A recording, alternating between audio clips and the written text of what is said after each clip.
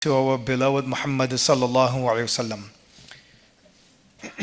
Indeed, it's a great ni'mah from Allah subhanahu wa ta'ala, and it's a great blessings from Allah subhanahu wa ta'ala. Today we are here and to fulfill the commands of Allah subhanahu wa ta'ala, regardless of our life has been so much caught up in the dunya and has been so much diluted with the dunya, the AI, artificial intelligence of the dunya that we are living in right now.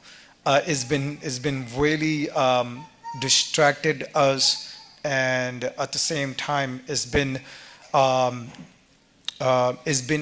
completely took away from the purpose of being in this dunya, which is to worship Allah and call upon Allah and remembering Allah subhanahu wa ta'ala. And I noticed that many of us, including myself and everyone, that we living in a time period, day by day and time by time, that we remember Allah as something is just a norm, or something that's just the people are doing so as a trend. I will do it to remember Allah. Before I go on, I would like my young boys out there on the relaying on the wall. Please come forward, sit in the front. You guys don't need to lean back like that. I think you guys are more, mashallah, more healthier than everyone else over here. If you guys could come forward, I would appreciate that. I know it's tough, but please do come forward a little bit more. That makes it easier on everyone else. Jazakallah khair, may Allah reward you for that. But it's just something among me. I think it's so much energy there. It's easy for the young people to fall asleep because they're not used to listening to khutbahs. They're not listening to Islamic talks. So that's why I think, from my experience, when I give talks to students, teenagers, it's easy to fall asleep because the attention span is too less. With that said, I'm coming back to my topic for today is to that many of us tend to do things based on how everyone else is doing around us. An example to make things better is that every weekend the parents who have a young children, the teenagers, or maybe younger than teenagers, as toddlers, or maybe age of 10, 11, 12, 13, 14, 15, at that age, the parents tend to bring those kids on the weekends to the masjid for activities. The question is that if there was no masjid, then what activities the parents will bring them to? That was the main question to contemplate on that. The only reason some parents are doing so because everyone else is doing that. Now the question is that something that we're doing to pleasing Allah, or is it something that we are doing to be the trend of our community that we're living in? That's the main concern, and that's the main question that we should contemplate.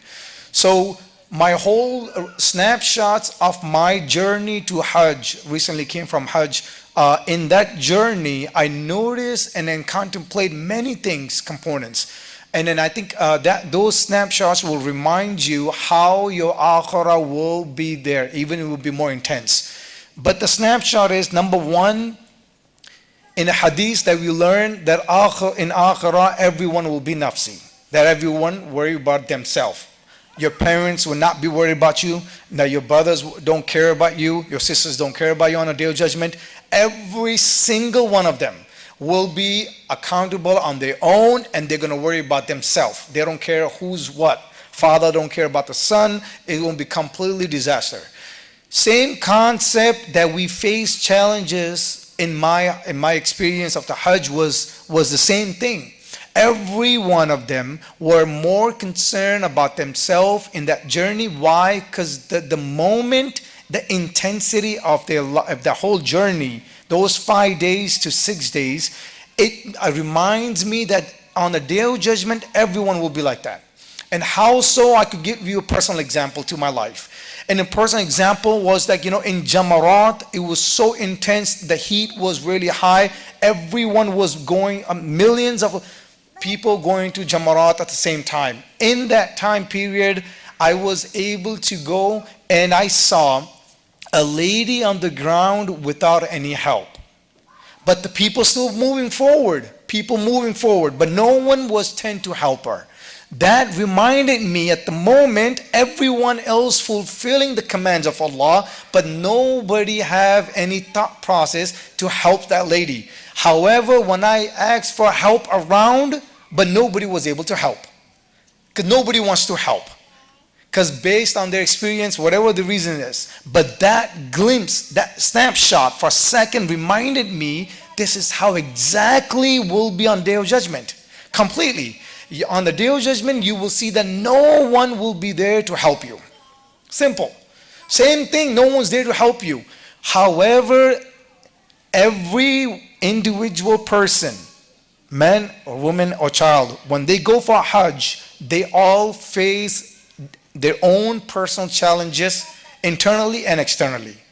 There's no one will say that I face the same challenge as you do. Every one of them will face their own unique challenges. Why? Because Allah wanted to test them in the beginning when they came for the Hajj, when they made an intention to go to the journey, and they say labbaik Allahumma labbaik.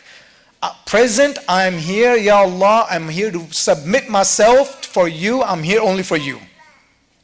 So the question comes in that Allah will test each and individual, or every single one of them, the million, the 2 million, 3 million every year, whoever go for Hajj, they all will be tested when you say from your heart and physically say that I am going to journey to Allah and I am saying labbaik, I'm here for you, Ya Allah. Allah will say, okay, prove it to me. Prove it.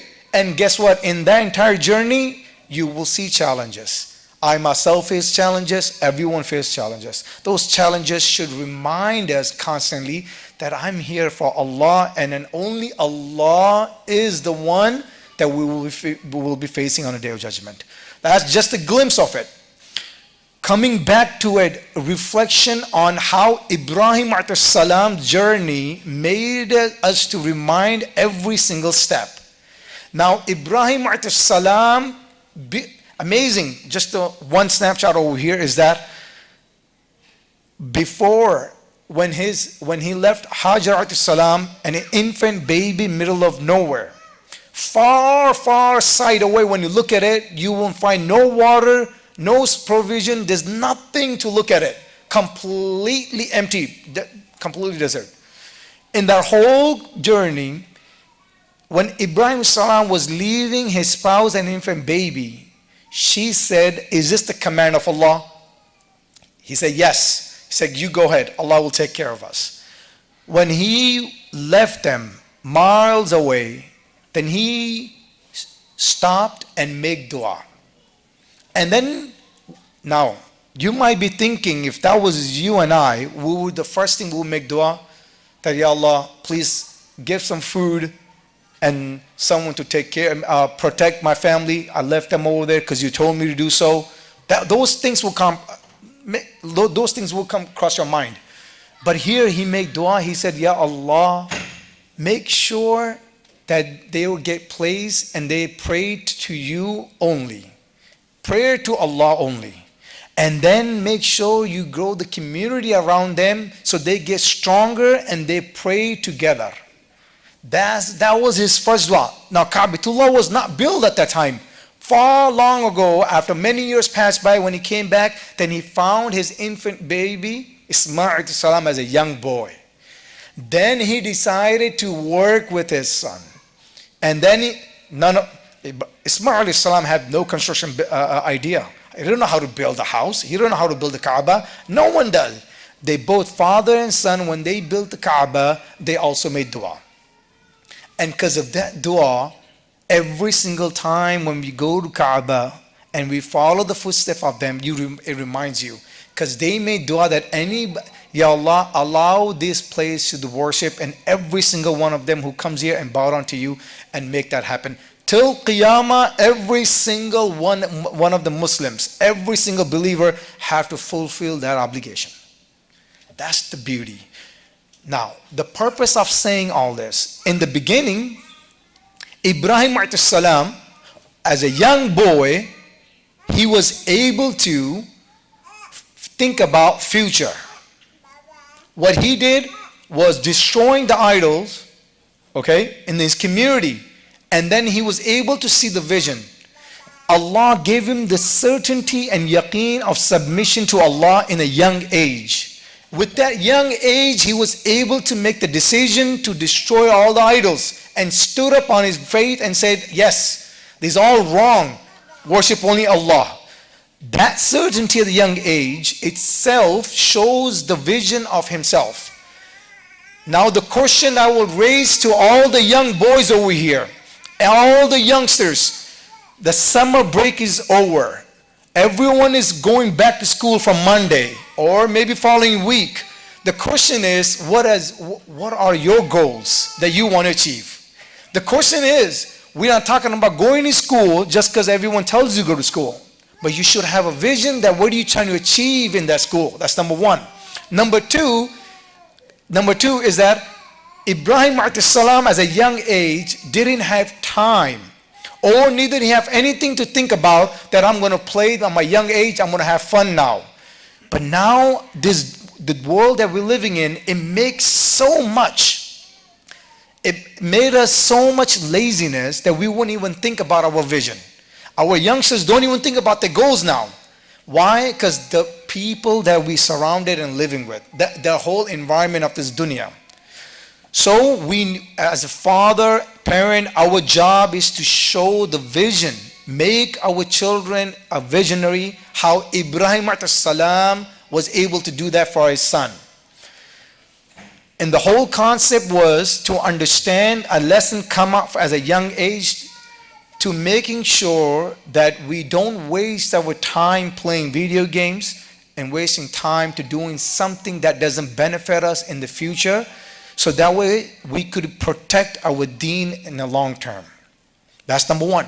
Number two, as a father, role is to play the role to making sure that your progeny who comes after you, not this generation that we're living in, the second and third generation, okay, that generation should also be protected. And that's what vision that we need to have. You know, Salahuddin Ayyubi, he didn't came overnight to liberate Palestine. You know, Nuruddin Zangi was the mentor of Salahuddin Ayyubi, and he was preparing Salahuddin for over 50 years. Why? Because he saw the vision on that. Same concept as a father. What is your vision? Either if you want to be the dunya, to be successful, then that's how we're planning. That's what all the immigrant parents who come overseas, the first thing they focus, they want to make sure that our kids becomes in the dunya career highlights. Right? As long as the Islam is good. But academically, we are failing our generation to stand up and speak and holding the identity even more stronger.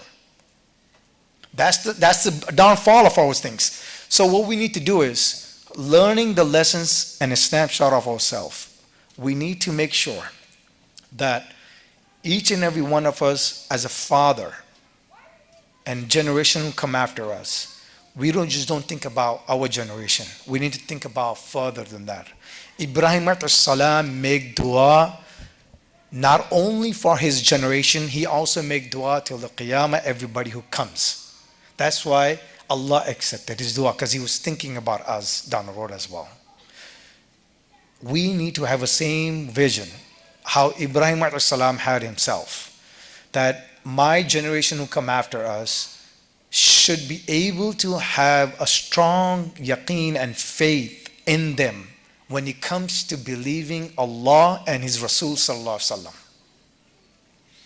Not just by the name of Muslim, second generation to third, fourth generation, losing that. No, we need to constantly, as a father, make dua for our generations down the road. That's the most important thing. Second thing is that you also need to make sure that our kids, you know, when we leave this dunya, they are capable to make dua for us and our parents. Majority of the kids nowadays, if you ask them to make dua, they will make dua for themselves. How often do you hear them making dua constantly about their parents? Now, the people who do so, they don't even have any relationship with their grandparents to make dua for them as well. The question is that what are we doing to educating them and in helping them in Islamic ethics so they could be making dua not only for the parents but the grandparents as well too. That's the successful of this. And based on that concern of that kid, they will make sure the generation who come after them, they are protecting the deen into them as well. That's the whole game. The game plan is very simple of this dunya. Allah put us in this dunya because Allah wants to test us. The life is not going to be easy. Bottom line is this. All my young friends out there, if you think that you got food on your table, you got everything your parents are giving you, they don't think that you're living in a luxury life. Challenges comes to in your life. It could be minor, it could be bigger. The entire world is suffering. Now, I just wanted to highlight, if you think for a second that you're living your best life, then you are deluded. Challenges will come in your life. Be prepared for that. And that's the purpose of Allah subhanahu wa ta'ala having us in this dunya, so He could test us when we say labbaik, Allahumma labbaik, number one. Number two, when you and I say la ilaha illallah Muhammad Rasulullah, Allah completely want to test us. He will tell you, okay, if you do believe in me, and then if you do believe in Rasulullah, prove it. Prove your love. No one will accept. Only Allah will know your hearts. So that's what our goal is to achieve in this dunya. That could be done with academically learning, recognizing the greatness of Allah subhanahu wa ta'ala, understanding the Quran of Allah subhanahu wa ta'ala, and then understanding who your Nabi is, because his walking examples also gave us that how to love Allah, recognize the greatness of Allah through our Nabi Rasulullah is given as well. And then before all the prophets who came, they also gave the same example.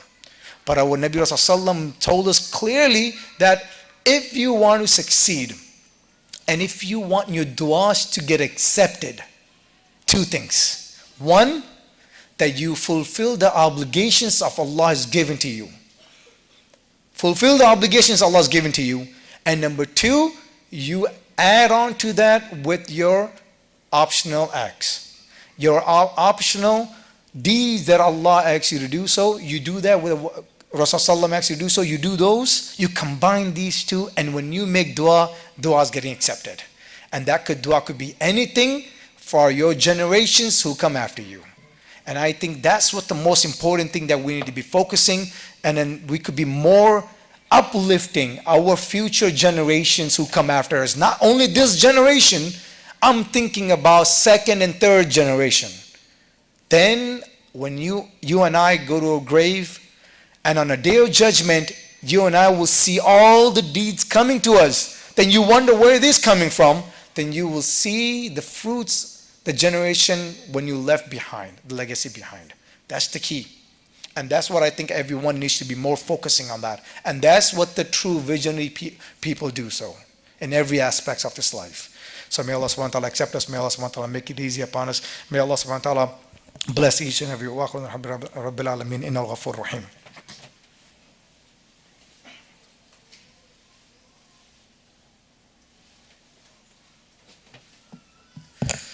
الحمد لله نحمده ونستعينه ونستغفره ونؤمن به ونتوكل عليه ونعوذ بالله من شرور أنفسنا ومن سيئات أعمالنا من يهد الله فلا مضل له ومن يضلل فلا هادي له ونشهد أن لا إله إلا الله وحده لا شريك له ونشهد أن سيدنا ومولانا محمدا عبده ورسوله ربنا آتنا في الدنيا حسنة وفي الآخرة حسنة وقنا عذاب النار وعذاب القبر وعذاب العشر اللهم أجرنا من النار اللهم أجرنا من النار اللهم أجرنا من النار ربنا هب لنا من أزواجنا وذرياتنا قرة أعين وجعلنا للمتقين إماما. Ya Rabbil Alameen, Ya Rahim, Ya Kareem, Ya Rabbil Alameen, allow us to fulfill the legacy of Ibrahim alayhi salam, and follow the footsteps of our Nabi Rasulullah sallam. And Ya Rabbil Alameen, allow us to hold the flag of the deen in this dunya and in Akhira as well too. Ya Rabbil Alameen, allow our generations who come after us till the Qiyamah, our progeny who comes after us, allow our progeny to hold the flag of the deen and holding the deen of La ilaha illallah Muhammadur Rasulullah with strong, firm belief in Allah and His Rasul sallam till the Qiyamah. Ameen Ya Rabbil Alameen. At the same time, Ya Rabbil Alameen, bless and give all the glad tidings to our grandfathers, grandparents, and their grandparents, and our parents, because they worked hard to preserve the deen, and it came to us with more benefit to us. Ya Rabbil Alameen, give them, put barakah in their life if they're alive. Ya Rabbil Alameen, and then if they passed away, grant them the highest status of Jannah. Ya Rabbil Alameen, make it easy upon our parents and give them shifa if they're sick. Ya Rabbil Alameen, the brothers and sisters who wants to come and worship Allah subhanahu wa ta'ala to the masjid, give them shifa so they could come as well too. Ya Rabbil Alameen, make it easy upon the parents who are concerned about their kids, men and women, if they're concerned about their daughter and their son, make it easy upon them and allow them to preserve the deen, and then they could hold the flag of the deen. Ya Rabbil Alameen, protect them in this dunya and in akhirah as well too. Ya Rabbil Alameen. Inna al-Ghafur Rahim. Inna Allah ya'muru bil adli wal ihsani wa ita'i dhil qurba wa yanha 'anil fahsha'i wal munkari wal baghi ya'idukum la'allakum tadhakkarun fadhkuruni adhkurukum washkuru li wa la takfurun. Aqimus salah. Ya Rabbil Alameen.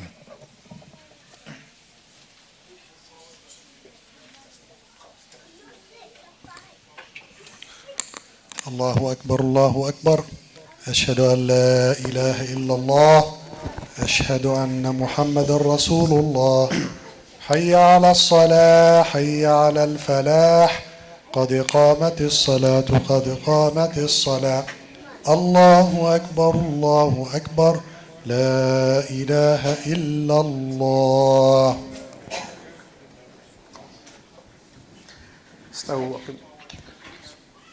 استووا وأقيموا صفكم. اعطوا وأقيموا صفكم.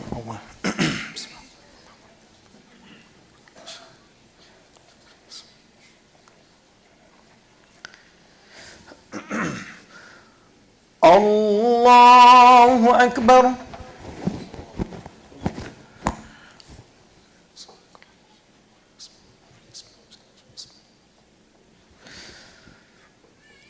الحمد لله رب العالمين الرحمن الرحيم مالك يوم الدين إياك نعبد وإياك نستعين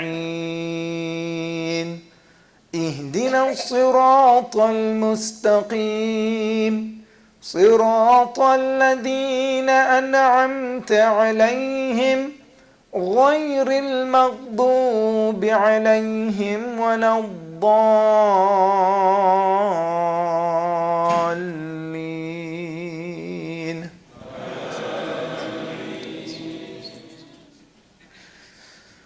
والضحى والليل إذا سجى ما ودعك ربك وما قلى وللآخرة خير لك من الأولى ولسوف يعطيك ربك فترضى ألم يجدك يتيما فآوى ووجدك ضالا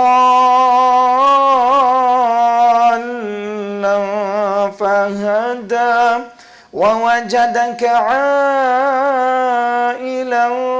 فأغنى فأما اليتيم فلا تقهر وأما السائل فلا تنهر وأما بنعمة ربك فحدث.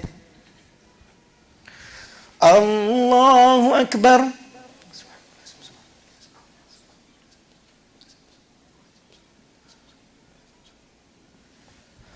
سمع الله لمن حمده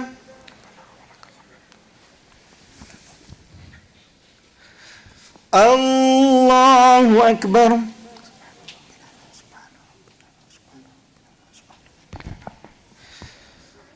الله أكبر. الله أكبر.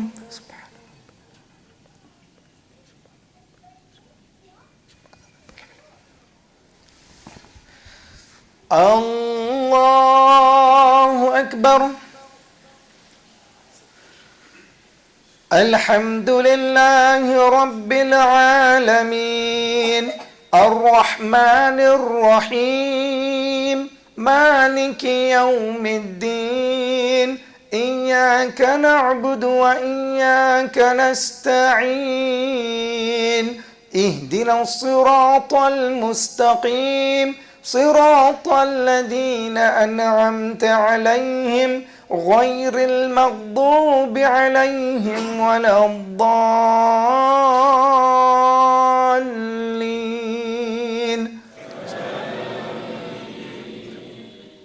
إذا جاء نصر الله والفتح ورأيت الناس يدخلون في دين الله أفواجا فسبح بحمد ربك واستغفر إنه كان توابا.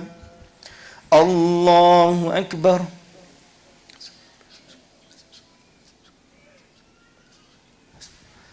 سمع الله لمن حمده. الله أكبر.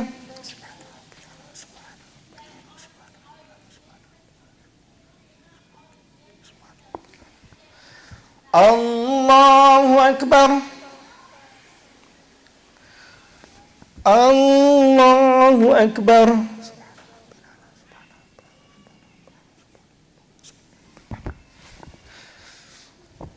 الله أكبر.